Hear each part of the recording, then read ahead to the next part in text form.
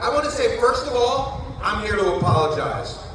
The harm that we are here to stop is happening because a majority of my fellow Christians voted for 47 and Elon.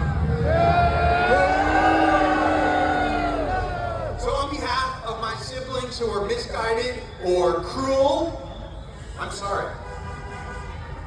Does this supposedly Christian administration practice the kind of love that Jesus Christ taught? No. Instead, they're hurting the most vulnerable among us. Jesus had something to say about that. You guys want to hear a little scripture? Yeah. A couple verses the Bible thumpers don't usually thump.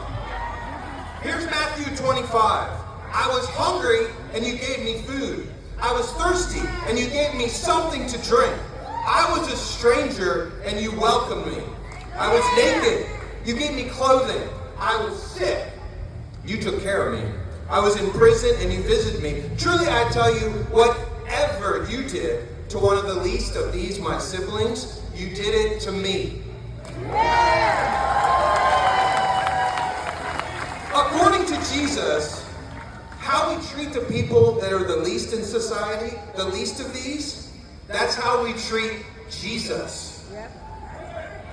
It is bonkers that this supposedly Christian administration is making life worse for those who are hungry, thirsty, naked, and sick, rather than finding ways to feed, clothe, and heal them. Are we okay with this? That stuff is real right here in central Pennsylvania. The two congregations I serve, Wrightsville Presbyterian and Grandview Church York, are deeply invested in three groups that are vulnerable right now: the poor, immigrants, and LGBTQIA plus persons.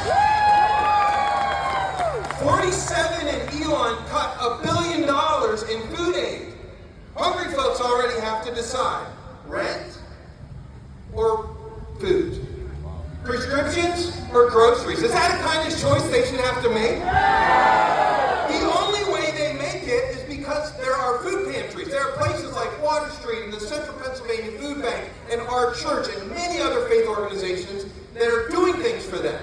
They have SNAP for now, but they're living on an absolute knife edge. They call me. They say, "Pastor, can your church help?" We do what we can, but we can only do so much. My congregations don't have $1 million. Contrary to popular opinion out there right now, I haven't seen a dime for any of the protests I should have. Have you? No one's begging anybody except for Lloyd, sending all the money to the billionaires. Every faith community I know that's doing something for poor folks, every organization I know in this community doing something for poor folks, is stretching every dollar in their budget to help people. By contrast, 47 is literally starving people. Jesus said, whatever you did to the least of these, my siblings, you did it to me. Are we okay with this? What about immigrants? Regulars here in Penn Square know that from day one, funding cuts for refugees have devastated our amazing immigrant community here in Lancaster and in York. The loss of temporary protected status is impacting folks locally. Let me read you a quote from some folks who are working with refugees in York.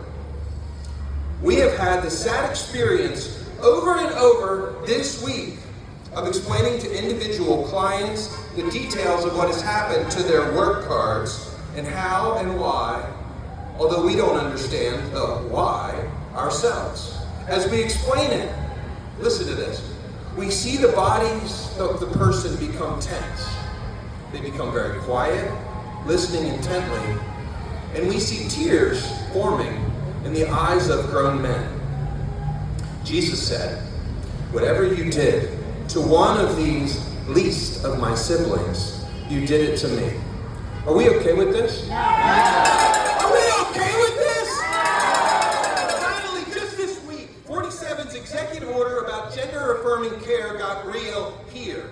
WellSpan and Penn State followed UPMC's lead in severely reducing care for gender non-conforming folks. Thank you.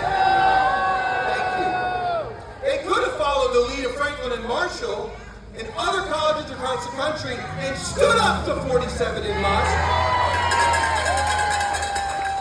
But they folded. I'm getting calls from trans friends and their parents. Pastor, just when I felt like I was okay, I'm really scared. Jesus said, whatever you did to one of these, the least of my siblings, you did it to me. Are we okay with this? Are we ready to make a difference? So today, go to Donation Alley and sign up to give or volunteer with the local food program, Church World Service, or Lancaster Chooses Love, one of the best organizations this community has. Go. Where is the booth stand? On the other side of the street? So Donation Alley's back there, public comment booth, go that way, someone will help you find it.